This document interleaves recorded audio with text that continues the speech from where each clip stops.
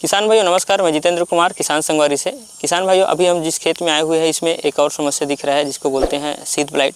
Seed blight के बारे में लगभग सभी किसान जानते होंगे, इसका समस्या क्या है और इसमें समाधान क्या है। तो हम स्टेप बाय स्टेप बात करते हैं कि ये सीड ब्लाइट कहाँ पे होता है, क्यों होता है और कैसा रहता है, इसमें डालना क्या है और सावधानी क्या है, इसके बारे में। तो किसान भाइयों शुरू करते हैं।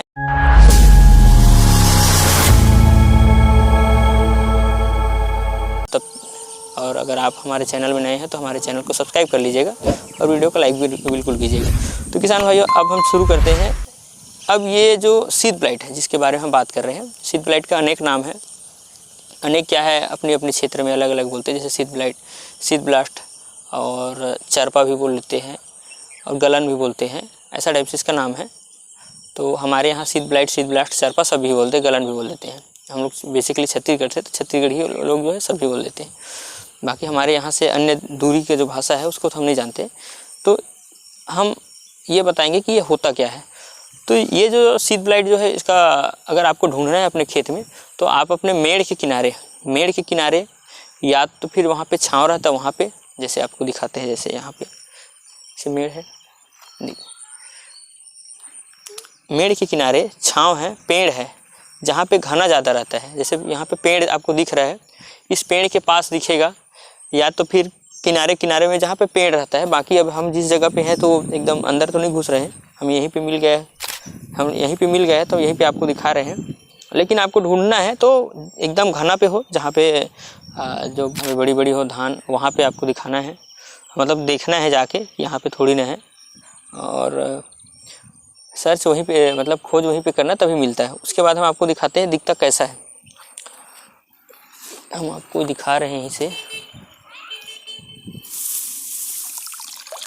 ये है सीड ब्लाइट।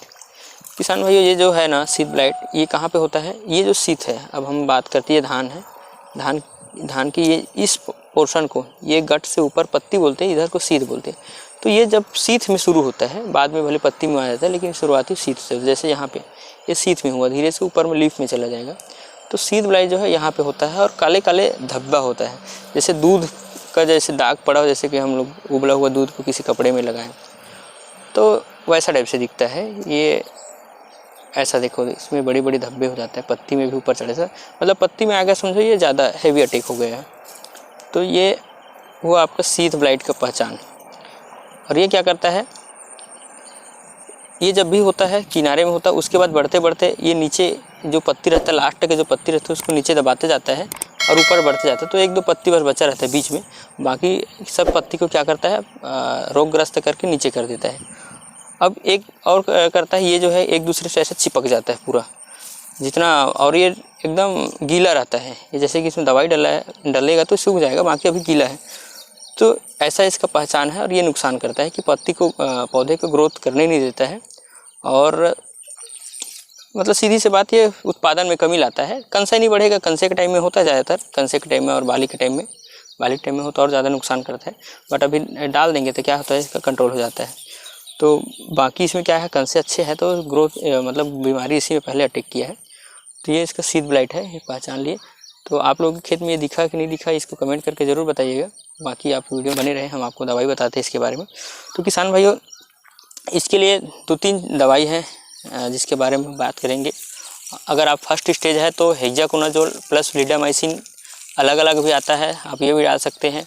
और कंबाइन भी आता है हेक्साविलिडा का, वो भी डालिएगा। और उसके साथ साथ दूसरा और दवाई है थाइफ्लूजामाइड आता है 24%, जो टिक्टर ब्रांड बोलते हैं, IL का पल्सर नाम से आता है, अतुल का कैंथो नाम से आता है, वो भी डाल सकते हैं। उसके साथ ही साथ अगर आप और ऊपर प्रीमियम में जाना चाहो तो एजोक्सी प्लस टेबुकोनाजोल डाल सकते हो। और एजोक्सी या डाइफेंथोनारान करके एक और दवाई आता है फार्मूले का, वो भी डाल सकते हो। तो ये दवाई 3-4 प्रकार की दवाई है, इसको आप इस्तेमाल कर सकते हो। उसके बाद इसमें आपको क्या करना है, सावधानी क्या है, इसके बारे में भी बात करते हैं। तो किसान भाइयों ये दवाई डालने के 1 सप्ताह के आगे पीछे, जैसे कि दवाई डालना है तो 1 सप्ताह के पहले आपके खेत में यूरिया ना डाला हो।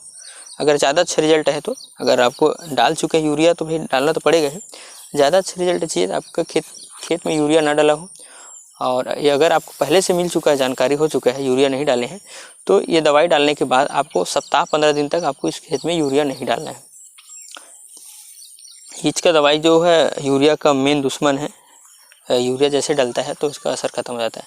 तो किसान भाइयों, आप लोग कमेंट करके ज़रूर बताइए कि वीडियो कैसा लगा, और आपके खेत में ये हुआ तो आपने कौन से फार्मूला का इस्तेमाल किया, कौन से दवाई का इस्तेमाल किया, कमेंट करके ज़रूर बताइएगा।